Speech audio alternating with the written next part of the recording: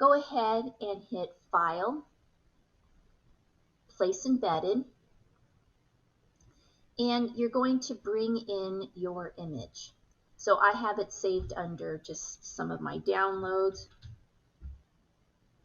a quick sketch that one of our students did or I did. All right, so I've brought it into the drawing, and you can see when an image comes in, so that was File, Place Embedded, find your image, and bring that in. When you bring your image in, it's going to come in the size that you saved it. So we were working in 8.5 by 11 here, so that's probably what it came in as. You can use the side handles to make it smaller, larger, and you can also click on your mouse and move that around. You can see that this is placed in the center of the drawing now, and you, next to deselect this mode, kind of the X with the handles, hit Enter on your keyboard. Once you hit Enter on your keyboard, you're going to notice that there is right here, there's a circle with a slash through it. That's kind of indicating to you that there's something wrong with the picture and that you can't manipulate it. This is because if you look down at your layers panel here, you're going to notice that there's a thumbnail indicating a smart object. So the object needs to be rasterized, making it suitable for Photoshop. To rasterize the image, when you see that in the lower right corner, you can right click on the layer and hit rasterize.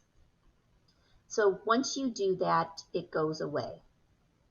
So now we have an image. So now when I come here, you can see that you can manipulate your drawing.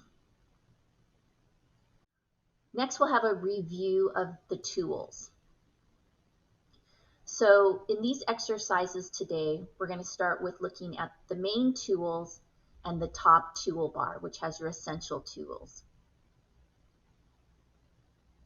File. So File is where we open up new drawings.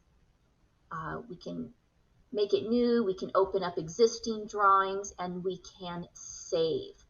So we can save your drawings, and we can save as different drawing files. We can also place in images here, and we can print. So that's quite standard for File. Under Edit, today we're going to work with Edit Transform. So Edit Transform means that you can edit and transform your images.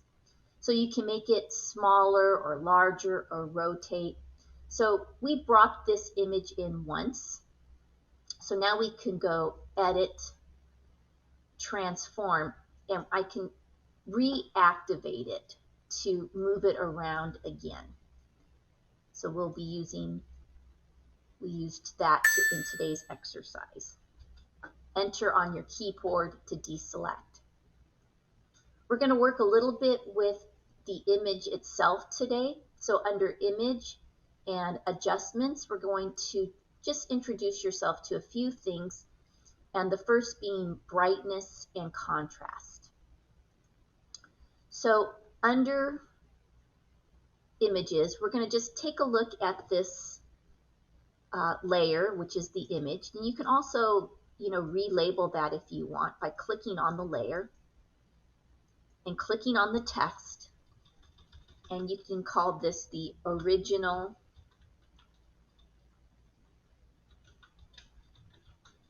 drawing right there. And we're going to go to that original drawing, Image, Adjustments, and we're going to adjust the brightness. So things like this, by just adjusting the brightness, we can get rid of some of those gray marks. So interesting, we can do that. We can increase it, and you can see they start going away.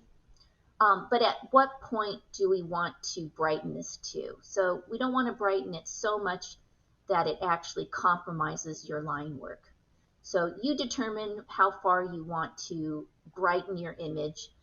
Some of yours are pretty poor scans, and so you might want to brighten them. You can also play around with the contrast if you want. If you have like a light drawing and you want to make it darker, you can play around with that too. So I think that looks pretty good. I have a nice clean drawing with just minimum or minimal cleanup. And so when you have that, you can hit OK. So right now I see a fairly good drawing.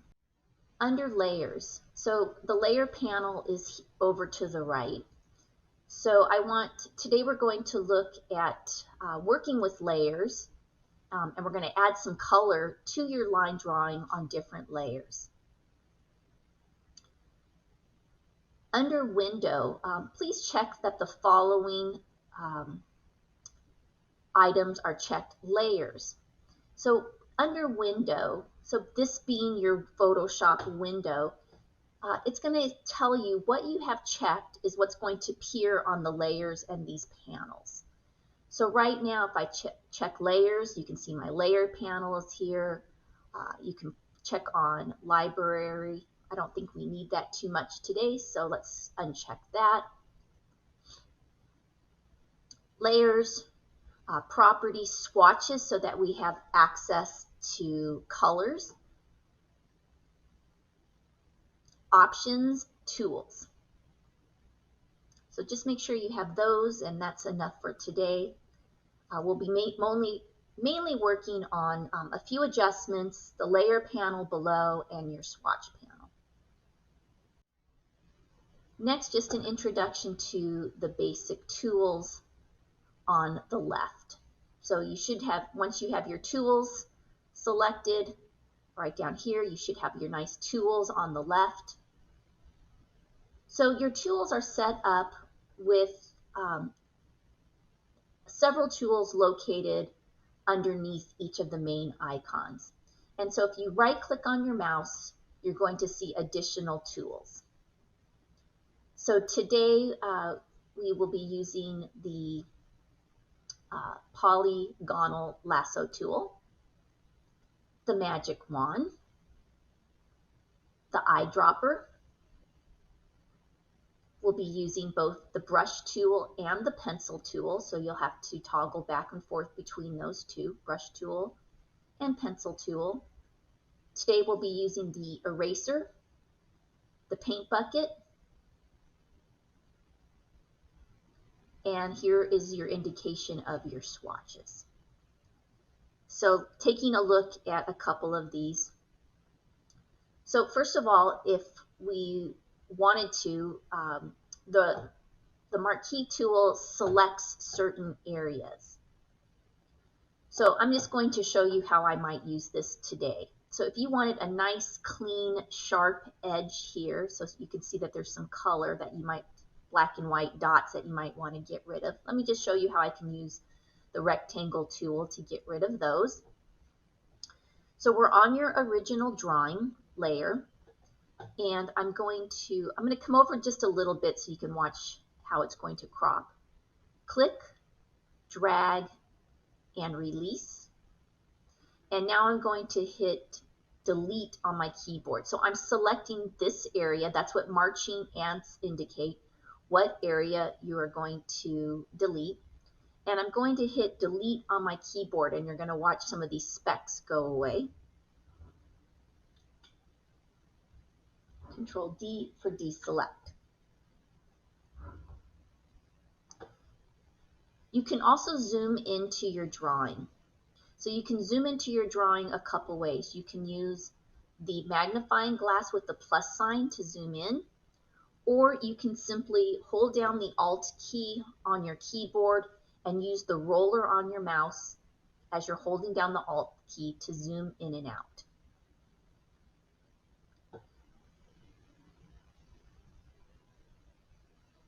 Next, I'll show you this poly tool to select another area. So let's say I want to select this area to, nicely remove some of this color. I can click for the first point, click for the second point, click, click, and then enclose, click, and now I can hit delete on my keyboard and remove that. So selecting areas to delete, selecting areas to add color using lasso tools. We can also use the wand tool to select areas. So for example, I can select the top of this table. Let's see if I can, it'll delete those, and hit delete. It isn't. I can use the eraser tool. So about halfway down is the eraser tool. And so we can also manually erase areas that need to be cleaned up. And I'm doing this by holding down on my mouse key as I'm dragging.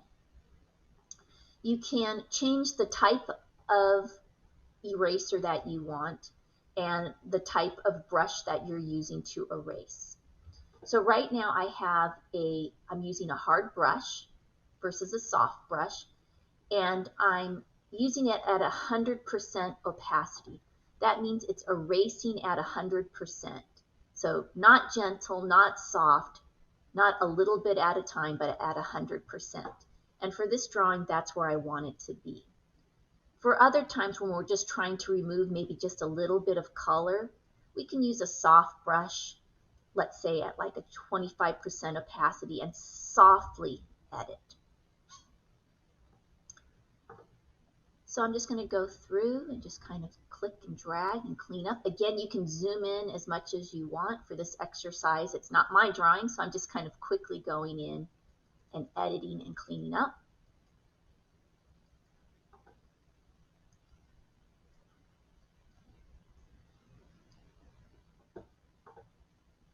So something I want to show you. So right now we're actually erasing, right? We're erasing black marks and we're seeing white of the page.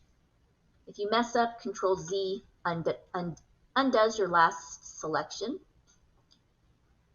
I'm going to turn off the background. So our background is white, and you can turn layers on and off. You don't lose them, but if you just want to see something for a second, and if you don't want to see a layer, you can use this eyeball and turn it off for a second. You're going to see something funny appear. You're going to see where I removed, right? You're going to see where I removed some of the background. And it looks funny with all these checkerboards. And so that's why it's really nice to have it on the white of the page. So I just turned that back on. All right, another great trick is that you can change the size of your erasers and your pens, etc. And you can do that by using the brackets that are located on your keyboard next to the letter P. So next to the letter P in the upper right hand corner, there are brackets. And if you click the left bracket, your tool gets smaller. And if you click on the right bracket, it gets larger. For those of you, like if you click on the magic wand to select an area, and you don't see this wand, but instead you see the crossbar. If you see the crossbar, it's because you have the caps lock key on your keyboard activated. So for uppercase A on your keyboard. So you can simply undo that and you can go back and forth between just the crossbar, or if you like the actual icon. I like the actual icon because I'm a visual person. So continue cleaning up. And a little trick, if you want to draw a straight line, let's say right here, I want to draw a straight line up and down and clean up this area inside my coffee table. So first of all, I'm going to hold down the Alt key and zoom in. And I'm going to just erase this area nice and tightly inside. So I place my tool here. I'm on my eraser tool, and I want it to be a little smaller. And you're going to click, hold down the Shift key on your keyboard, and drag.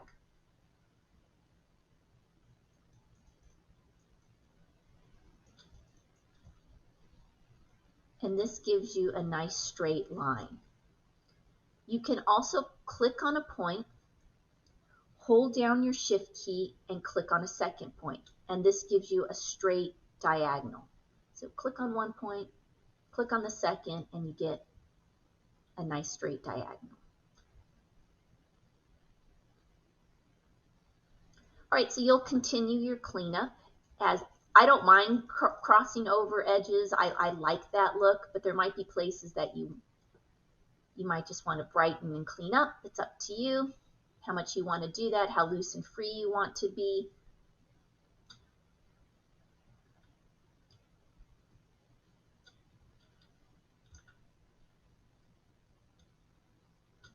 All right, so continue on, clean that up, and a couple more tools that I'll show you. So I'm going to hold the Alt key down. I'm going to zoom out a bit, move that around.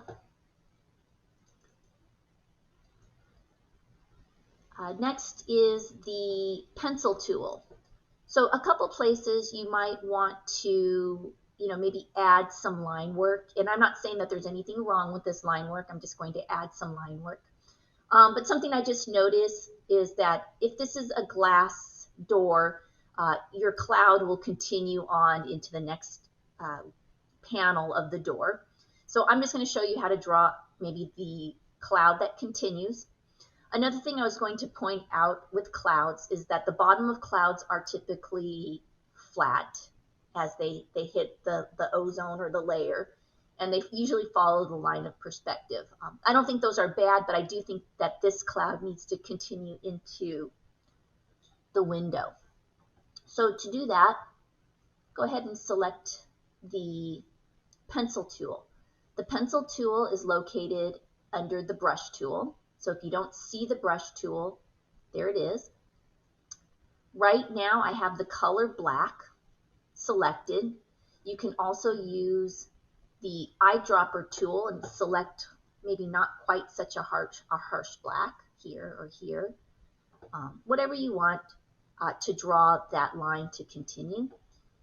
You're also going to go ahead and change the size of the pencil. So from 4 being rather small, maybe at the most you'll want it to be 10. So go ahead and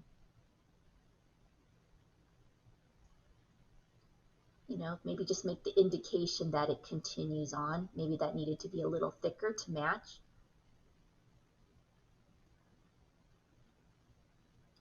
So there you go.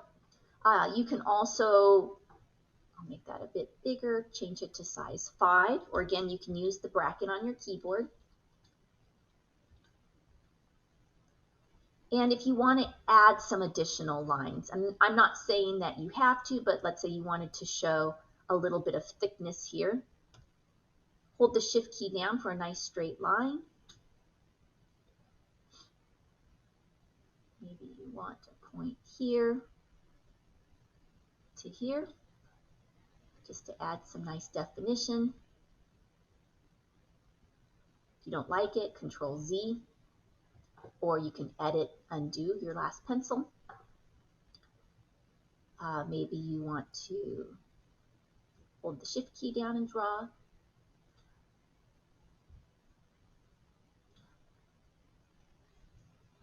Not very good. I'm not doing a very good job, but you get the idea if you want to add some lines.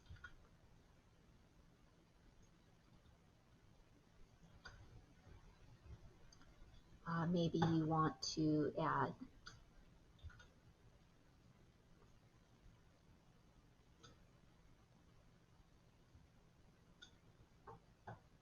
just here and there for some fine detail. Maybe you want to draw a little texture or something on your pillow. Not saying that you have to, that there's anything wrong with this drawing. What I do think needs another line is I think there needs to be another line to indicate that there is some volume to the pole, so not just a single line.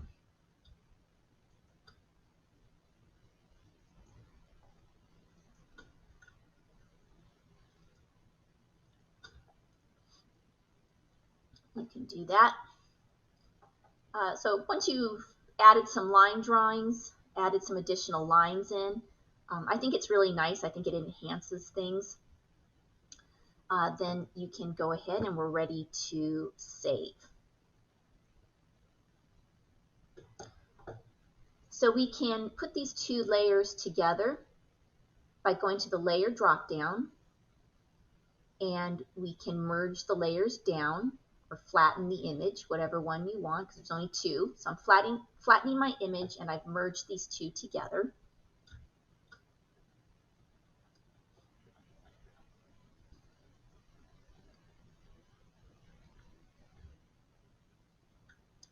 So now it's merged into one.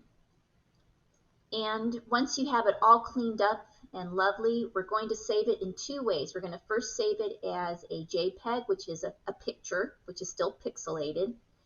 And then we'll save it as a Photoshop PDF. And what you're going to notice is that when we save it as a JPEG, you're going to see the pixels. You're going to see these little zigzag, jagged edges.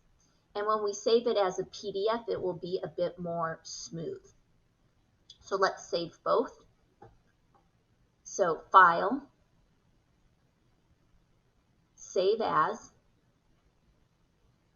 and you can also save it as a Photoshop drawing if you want to go back. PSD is a Photoshop drawing. But let's go down here, and the first way I'm going to save it is as a JPEG.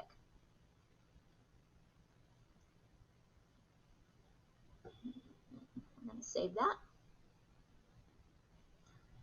High resolution 8, that's fine. You could even go higher. Okay. And now I'm going to do File, Save As, and this time I'm going to save it as a PDF.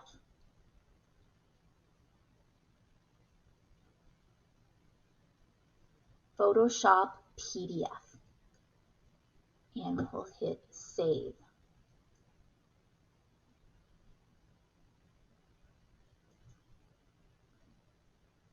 So I'm saving it as high quality, and I'm going to save that PDF. So it just told me that this was not something that can be used in older versions. So you have to make sure that you're in your newer versions to do this, which is always updated by Photoshop, especially if you're using the virtual lab or if you've downloaded it, you have the newest version. So you should be able to do this. My old version on my computer that has all my pretty swatches and everything and all my textures that I love, it's not the newer version, so I wouldn't be able to do that. So next I'm going to have you take a look at where I've saved those. I saved them just under Downloads. And let's just take a look between the two. So this is the PDF. So just note how clean and pristine, especially diagonal lines are. I mean, this looks like a great professional sketch. You know, as does the JPEG. The JPEG looks good as well. But when you get a little closer, you're going to be able to see those pixels. So just a little difference in quality between a JPEG and a PDF, with the preference now that this is, we can do this in Photoshop, we can just get those nice, clean, sharp diagonals.